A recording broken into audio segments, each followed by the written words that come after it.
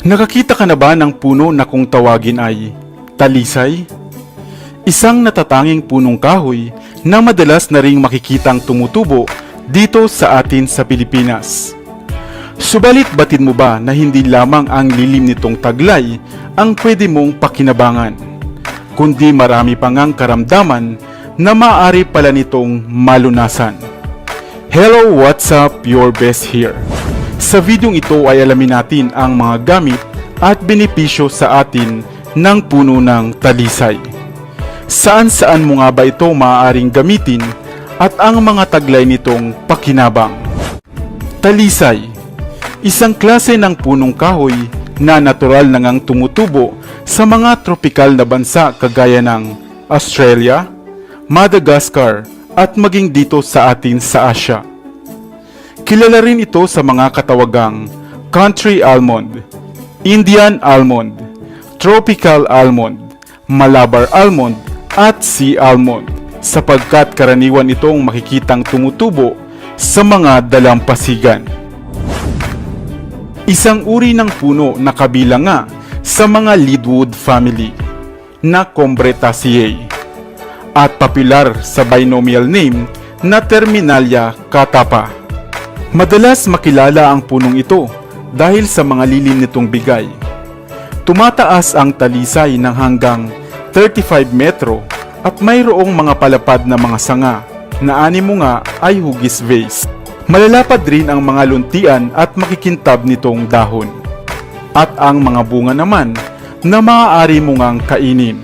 Kagaya ng pili, maaari mo itong kainin ng hilaw at pwede mo ring lutuin.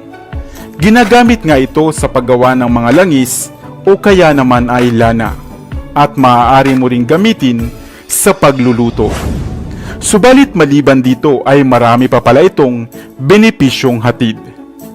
Ang katawan ng puno ng talisay ay kadalasang gamit sa paggawa ng mga canoes o mga bangka. Ang dahon naman nito ay mayaman sa mga flavonoids katulad ng kaempferol at quercetin at madalas ngang gamitin bilang herbal na halaman. Sa bansang Taiwan, ang mga nahulog ng dahon nito ay pinupulot upang gamiting panlunas sa mayroong mga sakit sa atay. Samantalang sa Suriname naman, ay pinakukuluan ang dahon nito at ginagawang tsaa na panlunas sa mayroong mga diarrhea at dysenteria. Ito rin ay pinaniniwalaang makatutulong upang makaiwas sa pagkakaroon ng cancer. Mayaman din ang punong ito sa antioxidant, kaya naman mahusay ito sa pagpapalakas ng ating immune system. Kaya naman huwag mong baliwalain ang puno ng talisay. Hindi lamang isang ornamental na puno, kundi pwede ring panlunas sa ilang karamdaman. Sa inyong probinsya, mayroon pa bang mga puno ng talisay? At ano naman ang tawag nito sa inyo? Marami bang mga puno sa inyong paligid? At nagkalat ang mga dahon nito sa lupa? Tinatapakan lamang, winawalis, o di kaya naman ay sinisigaan.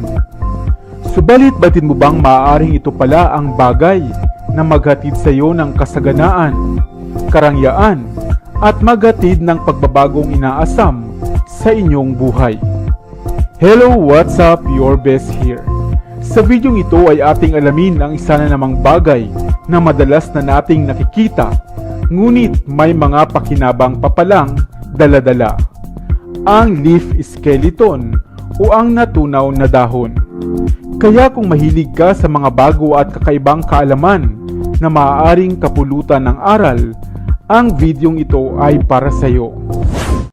Ang simpleng dahon ng halaman o kahoy ay malaki ang ginagampanang papel sa buhay ng mga tao.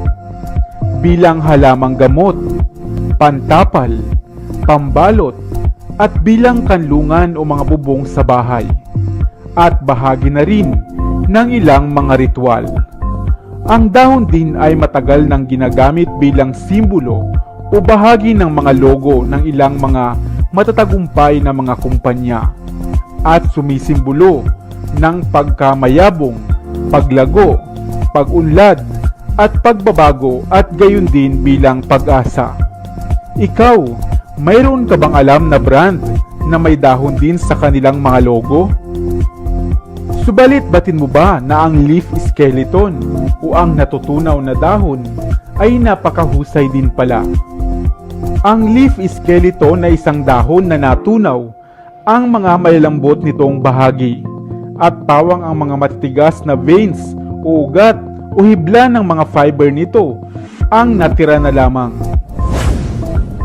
Madalas mo nga itong makikita sa mga tabing ilog, sa mga mamasamasang gubat at sa mga lilim na mga malalaking puno na mayroong matigas na dahon, kung ito ay sariwa pa.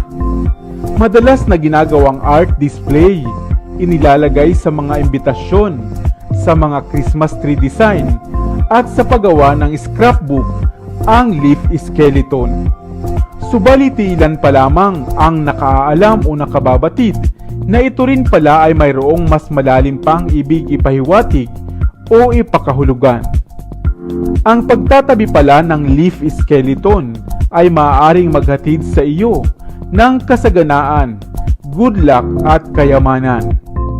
Kung sakali nga na maligaw kayo sa gubat o sa gilid ng mga ilog at makakuha ka ng leaf skeleton, maaari mo nga itong patuyuin, isingit sa libro o sa wallet o sa gamit na parati mong daladala.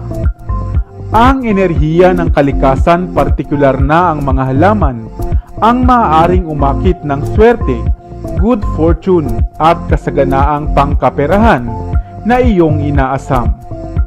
Maaari mo rin naman itong i-customize at gawing aksesorya katulad ng kwintas. Isang pangkaraniwang bagay lamang na madalas na nga nating nakikita, ngunit hindi natin batid na may pakinabang papalang dala. Subalit palaging tatandaan na ang mga pampaswerteng ito ay gawin lamang nating gabay. Manalig lagi sa Diyos at magtiwala sa inyong kakayahan. Ang ugat na ito na tinatawag ng Hydran the Conqueror ay natatanging ugat ng halamang Epomoea halapa o ng halap, na kapamilya nga ng morning glory at ng halamang kamote. At ang halamang ito ay mayroon ngang halimuyak na maaliwalas at medyo earthy. Subalit ano nga ba ang espesyal sa halamang ito, na kadalasang tumutubo nga lamang sa mga tabing ilog at bakanting lote?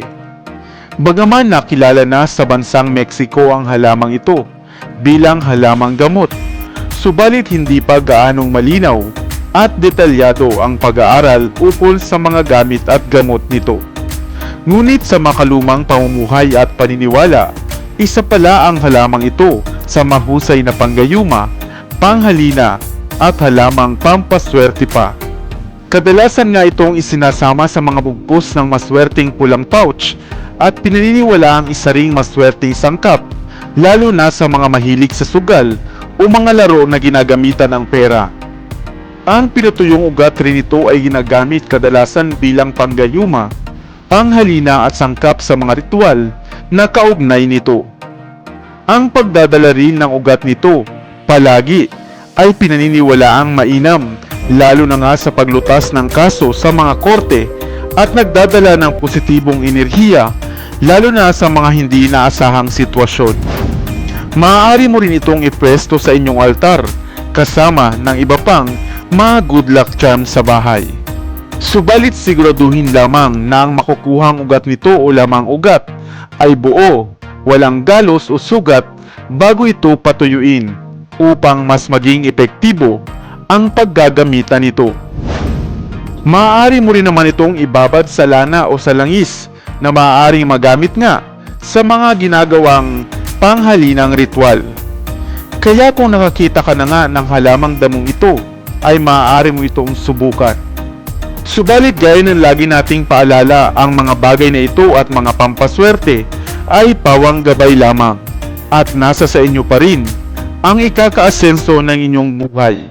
Kumilos at magsikap at huwag kalimutang tumawag sa may kapal. Sana ay may bago kang natutunan sa videong ito.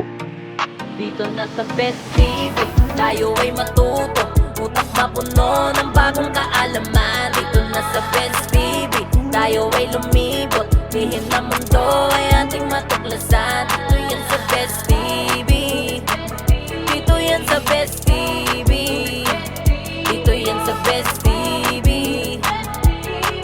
Sapagkat ang mga laki may alam, dito yan sa Best Tara TV. be, sabay-sabay tayo na matuto, pagkat dito sa mundo lamang ang siyang marunong. Ating utak salina ng panibagong dunong, mga bagay na sa buhay ay makakatulong.